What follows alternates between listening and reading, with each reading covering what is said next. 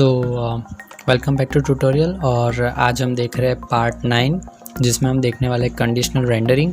और I hope so कि previous part 8 कि जिसमें हमने इवेंट हैंडलिंग देखा वो आपने देखा होगा। तो चलिए कोडिंग में जाते हैं और हम देखते हैं कि कंडीशनल रेंडरिंग क्या होता है। तो बेसिकली सबसे पहले हमें इस टर्म को समझना है कि कंडीशनल रेंडरिंग का मतलब क्या है।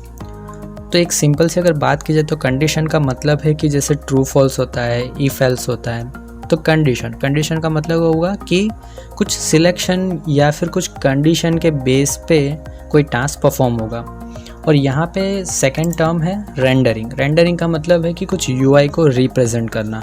तो अगर हम पूरी टर्म को कंबाइन करेंगे तो हम ऐसे बोल सकते हैं कि कुछ कंडीशन के बेस पे कोई पर्टिकुलर यूआई को रिप्रेजेंट करना है। अब हम क्या करते हैं कि रिएक्ट के बेसिस पे इस टर्म को समझते हैं। तो जैसे कि हमारे पास बहुत सारे कंपोनेंट्स होंगे, जैसे हो सकता है कि लॉगिन का कंपोनेंट हो, लॉगआउट का कंपोनेंट हो, या हेडर हो, या मेन कंटेंट हो। तो वो सारे डिफरेंट हमारे पास होंगे। अब सिचुएशन क्या होगी कि हर बार ज़रूरी नहीं है कि हम एक जैसे ही कंपोनेंट को रेंडर करें। जैसे कि फॉर एन एग्जांपल अगर मैं किसी वेबसाइट के हेडर की बात करूं, तो हेडर में जब आप लॉगिन करोगे तो हेडर आपको डिफरेंट दिखेगा, और लॉग आउट करोगे मतलब अगर आप लॉगिन यूज़र नहीं हो तो आपको हेडर थोड़ा डिफरेंट दिखेगा। तो इस हिसाब से हम रिएक्ट जेएस में भी कर सकते हैं कि जो कंपोनेंट्स है वो कुछ कंडीशन के बेस पर रेंडरिंग हो गए। तो ये एकदम सिंपल एग्जांपल था। अब हम एक काम करते हैं कि रिएक्ट जेएस के हमारे प्रोग्राम में हम एग्जांपल देखते हैं। तो प्रीवियस पार्ट में हमने फंक्शंस देखे थे, तो मैं फंक्शंस को डिलीट कर देता हूँ क्योंकि अब हमें उसकी ज़रूरत नहीं है। तो यहाँ पे मैंने फंक्शंस रिमूव कर दिए हैं और मुझे कंस्ट्रक्टर की भी ज़रूरत नहीं है, तो मैं कंस्ट्रक्टर को भी रिमूव कर दूँगा और ये सारे पार्ट भी। साथ ही साथ जो हमने बाकी सारे ग्रीटिंग्स और बनाए थे वो भी मैं रिमूव कर रहा हूँ क्योंकि वो मुझे अभी ज़रूरत नहीं है, क्योंकि अभी हमें सिर्फ इतना सीखना है कि हम कंडीशनली रेंडरिंग कैसे करेंगे। तो यहाँ पे हम क्या करने वाले कि एक कंपोनेंट है हमारे पास ग्रीटिंग्स, तो जिसमें हेलो वर्ल्ड लिखा है, तो मैं सिंपली यहाँ पे हेलो वर्ल्ड की जगह पे गुड मॉर्निंग लिख दूँगा। और एक और कंपोनेंट बनाना है हमें, तो कंपोनेंट में जाके हम सिंपली ग्रीटिंग्स 1 करके बना देते हैं। आप जो चाहे वो नाम दे सकते हैं, लेकिन सिर्फ डेमो के लिए मैं ऐसे कर रहा हूँ। और हमें एज़ पर द रूल पहले रिएक्ट को इंपोर्ट करना है और ये वाली लाइन लिखनी है कि import React from React. Second part हमें क्लास बनाना है, तो क्लास और class name is same as file name. तो मैं यहाँ पे ग्रीटिंग्स 1 बनाने वाला हूँ, उसको एक्सटेंड करूँगा जो इनहेरिटेंस है, और उसको रिएक्ट का कंपोनेंट बनाना है, इसलिए react dot component. Curly brackets होंगे और यहाँ पर render method as per the rule और एक रिटर्न मेथड होगी। तो यहाँ पे मैंने रिटर्न मेथड बना दी है। और सिंपली मैं क्या करने वाला हूँ कि जो हमारा फर्स्ट कंपोनेंट था वो गुड मॉर्निंग वाला था, और यहाँ पे एक फ्रैगमेंट हम ऑलरेडी डिस्कस कर चुके हैं कि फ्रैगमेंट क्यों यूज़ करते हैं। तो यहाँ पे मैं क्या करूँगा, गुड मॉर्निंग, और यहाँ पे हम लिख देंगे गुड आफ्टरनून। तो मैं यहाँ पे सिंपली लिखने वाला हूँ गुड आफ्टरनून।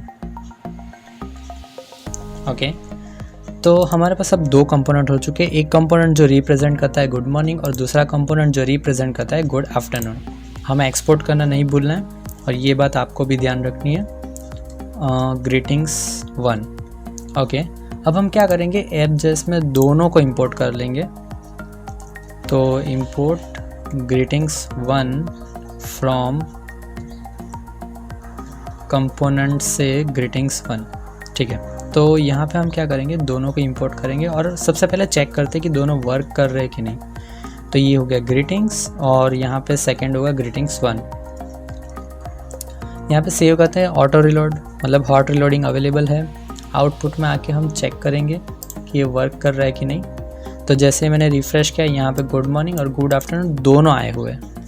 लेकिन अगर हम लॉजिकली सोचें तो या तो गुड मॉर्निंग होना चाहिए या तो गुड आफ्टरनून होना चाहिए।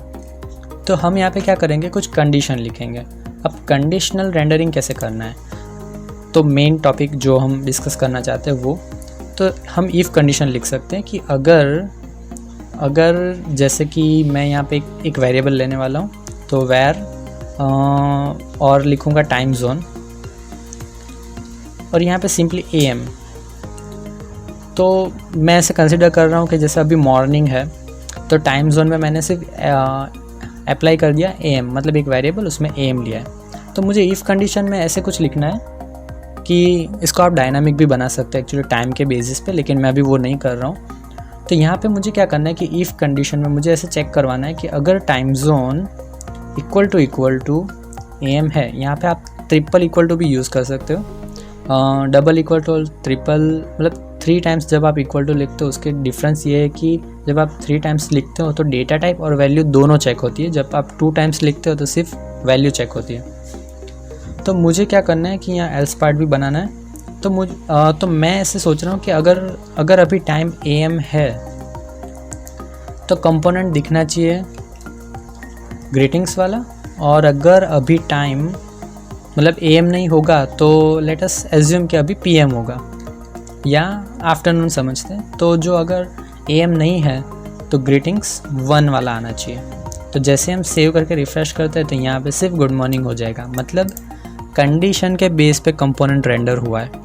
तो अगर मैं ये यहाँ पे PM कर दूँ तो वो डेफिनेटली एल्स पार्ट में जाएगा, तो जैसे ही वो एल्स पार्ट में जाएगा वो गुड आफ्टरनून प्रिंट करेगा। तो मतलब ये एकदम सिंपल एग्जांपल था कंडीशनल रेंडरिंग का। ज़रूरी नहीं कि आपको ऐसे स्टेटिकली लेना है, आप चाहे तो यहाँ पे डायनामिक भी बना सकते हो, और आप कई तरीके से आप कंडीशनल रेंडरिंग को यूज़ कर सकते हो। जैसे कि अगर यूज़र लॉगिन नहीं है तो उसको कौन सा डैशबोर्ड दिखाना है, या फिर लॉगिन है तो कौन सा डैशबोर्ड दिखाना है, या फिर मान लो कि मल्टीपल यूज़र्स की अगर कोई आप सिस्टम बना रहे हो तो जैसे एडमिन को क्या दिखाना है, यूज़र को क्या दिखाना है, कोई सुपर एडमिन है उसको क्या दिखाना है। तो ऐसे आप सबसे एकदम बेसिक एग्जांपल था ये रेंडरिंग का, मतलब कंडीशनल रेंडरिंग का। तो कंडीशनल रेंडरिंग के लिए आपको कुछ भी नहीं करना है, सिंपली रेंडर के अंदर लिखना है। मेक श्योर कि आप 2 बार रेंडर ना लिखो, आपको ध्यान रखना है कि आपको रेंडर के अंदर इफ़ लिखना है और वहाँ पे आपको एल्स पार्ट और इफ़ पार्ट बनाना है। तो बस आज के वीडियो में बस इतना ही, और मिलते हैं नेक्स्ट वीडियो में। और मेक श्योर कि आप चैनल को सब्सक्राइब करना ना भूलें।